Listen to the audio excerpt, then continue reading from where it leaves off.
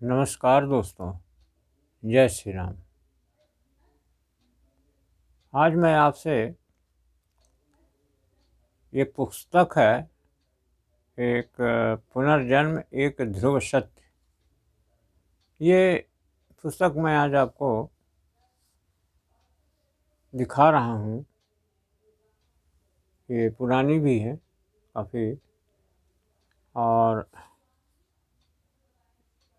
ये है इसका पिछला हिस्सा। और इसका दाम हमने जब इसे ख़रीदा था तो 3 रुपया 3 रुपीज़ था। उस समय हमने इसे लिया था। और ये वेद मूर्ति तपोनिष्ठ पंडित श्री राम शर्मा आचार्य जी का लिखा हुआ ये पुस्तक है। ये पुस्तक उन्हीं के द्वारा लिखी गई है। अभी भी ये प्राप्य है, और इसका संस्करण है ये 1979 यानी 1979 का संस्करण है ये। अखंड ज्योति संस्थान मथुरा से प्रकाशित है।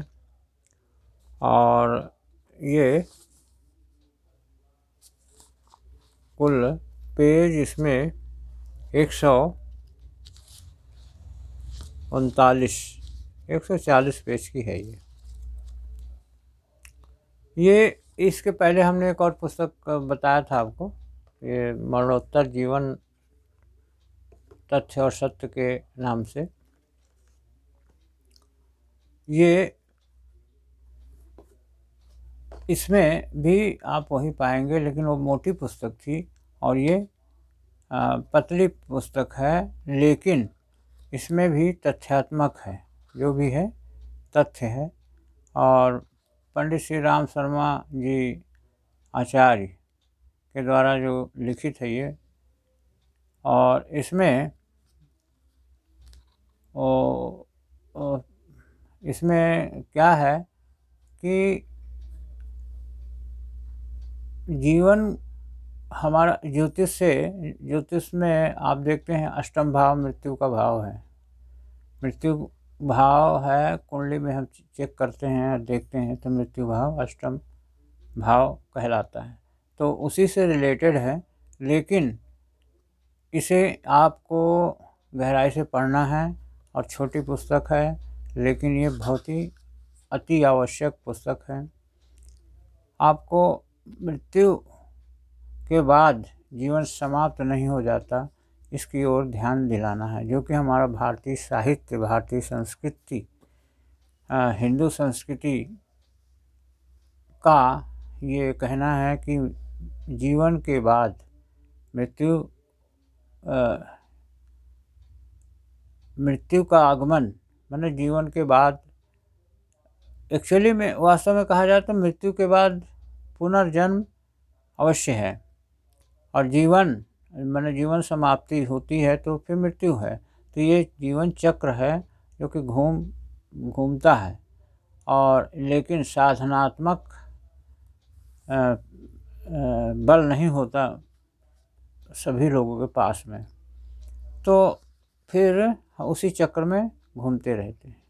खैर, वो साधना और ये सब जीवन और इस प्रकार की बहुत सारी चीज़ें हैं, जिसे कि हम आपको बताएंगे तो उसमें बहुत सारा समय लगेगा।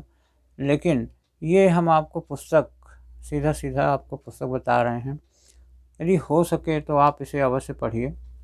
और ये आपको कहाँ मिलेगी? गायत्री शक्तिपीठ मंदिर, गायत्री मंदिर, या फिर अखंड ज्योति संस्थान से सीधे मंगा लीजिए। लेकिन ये कहीं भी मेले या अश्वमेध यज्ञ वगैरह हुए उस समय तो अवेलेबल बहुत ज़्यादा मात्रा में रहता। तो अभी भी जहाँ भी इस प्रकार के यज्ञ होंगे वहाँ भी अवेलेबल है। नहीं तो आप अपने शहर में ही खोजिए कि वहाँ पर ये जो गायत्री मंडल है, गायत्री ज्ञान मंदिर है, या गायत्री युग निर्माण योजना है, जहाँ भी जो शाखा उनसे मांगेंगे तो वो आपको ज़रूर उपलब्ध करा देंगे। अब इसमें हम आपको देखते हैं कि जो कि क्या क्या है इसमें।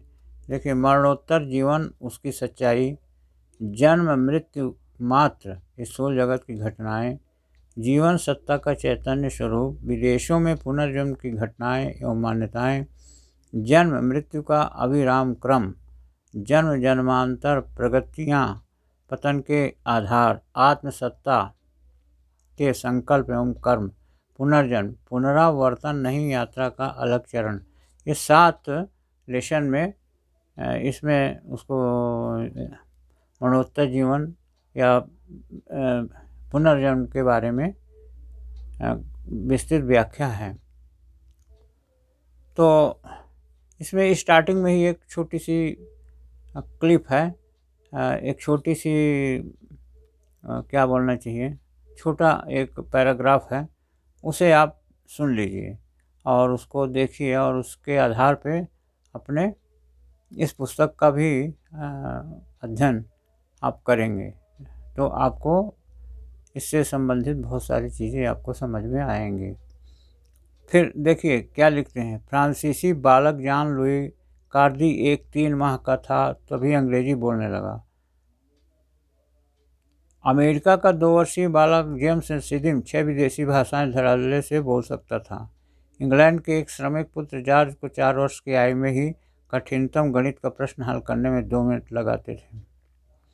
जो लोग पुनर्जन्म का अस्तित्व नहीं मानते, मनुष्य को एक चलता फिरता पौधा भर मानते हैं, शरीर के साथ चेतना का उद्भव और मरण के साथ ही उसका अंत मानते हैं, वे इन असमय उदय हुई प्रतिभाओं के विलक्षणता का कोई समाधान नहीं ढूंढ पाएंगे।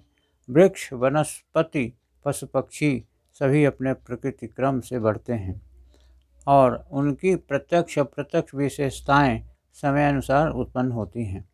फिर मनुष्य के असमय में ही इतना प्रतिभा संपन्न होने का और कोई कारण नहीं रह जाता कि उसने पूर्व जन्म में उन विशेषताओं का संचय किया हो और वह इस जन्म में जीव चेतना के साथ ही जुड़ी चली आई हो। इस प्रकार से इस पुस्तक को आप पढ़ेंगे, आपको समझ में आएगा कि पुनर्जन्म क्या है और ये हमारे ज्योतिष का ही पार्ट है।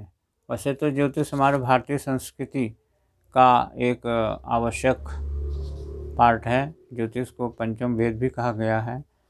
यानी एक प्रकार से ज्योतिष हमारे पूरे भारतीय संस्कृति का एक अभिन्न अंग है। आप भारतीय संस्कृति को लेते हैं तो ज्योतिष को आप छोड़ नहीं सकते और ज्योतिष के अंतर्गत बहुत सारी चीज़ें हैं, तंत्र मंत्र और यंत्र। उसके बाद में आप साहित्य तो है ही, साहित्य में वैदिक साहित्य है और उसके बाद ज्योतिष साहित्य है, उसके बाद में आपको वाङ्मय और इस प्रकार से बहुत आयुर्वेद भी उसी का अंग है और नाना प्रकार के इसमें पूरा देखा जाए तो ज्योतिष एक बहुत बड़ा साहित्य है। और साथ में हम ये देखते हैं कि ज्योतिष को आप किसी भी प्रकार से उपेक्षा नहीं कर सकते, जबकि ज्योतिष को पूरी तरह से उपेक्षा ही कर दी गई है। लेकिन अभी थोड़ी थोड़ी लोगों के अंदर जागृति आई है तो ज्योतिष के बारे में बात करेंगे। लेकिन जो साहित्य रचा गया है विभिन्न चीज़ों के लिए और बहुत सारी और चीज़ों के लिए, दुख दर्द दूर करने के लिए, और उसके बाद में आपको ये भी है कि ज्योतिष में नाना प्रकार की चीज़ें हैं और हम उसे अध्ययन करते हैं। ज्योतिष का जीवन के हर पार्ट से संबंध है और ये मृत्यु तो उसी अष्टम भाव में चक्र मतलब अष्टम भाव का ही हिस्सा है। तो इसलिए हमने आज इसका भी वर्णन किया है। अभी और पुस्तकें हम देखेंगे, धीरे धीरे आपको बताएंगे। इतना विस्तार है ज्योतिष का और कि जीवन के उस पार भी ज्योतिष की पहुँच है। तो इसे आप समझिए, पढ़िए, जानिए और समय समय पर हम ऐसी पुस्तकें और अपने विचार भी आपको प्रस्तुत करेंगे, बताएंगे कि वास्तव में ज्योतिष में ये किस तरह से रिलेट है। तो ये आप इसको बार बार हम एक ही चीज़ बोलते हैं कि इसे आप पढ़िए। ज्योतिष में आप ज्योतिष में ये जितनी भी चीज़ें हैं इसका समाधान है। तो अष्टम भाव ज्योतिष का पहला, दूसरा, तीसरा, चौथा, पाँचवा, छठवां, सातवां, आठवां मृत्यु भाव है। स्वास्थ्य है, नौवां भाग्य है, 10वां, 11वां, 12वां, इस प्रकार से सबके जो भाव हैं उसे हमको गहराई से पढ़ना है, जानना है। आज तो हम आपको ये पुनर्जन्म एक ध्रुव सत्य इस पुस्तक के बारे में हमने बताया है। इसे आप लीजिए और पढ़िए। कहाँ मिल पाएगी ये हमने आपको बताया। तो अंत में हम आप सबको धन्यवाद देते हैं। आप को हम वीडियो देखने के लिए बार बार आपको धन्यवाद देते हैं, धन्यवाद करते हैं। और वीडियो का हम आपसे कहते हैं कि वीडियो को आप सब्सक्राइब करिए, लाइक करिए, शेयर करिए, कमेंट्स करिए। जो समझ में ना आए उसमें आप लिखिए, पढ़िए, बताइए। वीडियो को सब्सक्राइब करिए, बार बार हम कहते हैं। और कमेंट्स जितना हो सके आप कमेंट्स करिए। लेकिन आप लोग कमेंट्स के बारे में नहीं समझ में आता कि आप क्या सोचते हैं, क्या नहीं सोचते हैं। खैर वो आपकी इच्छा है, लेकिन हमारा रिक्वेस्ट है कि आप कमेंट्स, लाइक, शेयर, कमेंट्स और सब्सक्राइब और करिए, ज़रूर करिए। तो वीडियो का हम यहीं से एंड करते हैं। धन्यवाद। वीडियो देखने वालों को धन्यवाद। जय श्री राम, जय श्री राम, जय श्री राम। ओम शांति शांति शांति। ओम श्री ओम ओम ओम।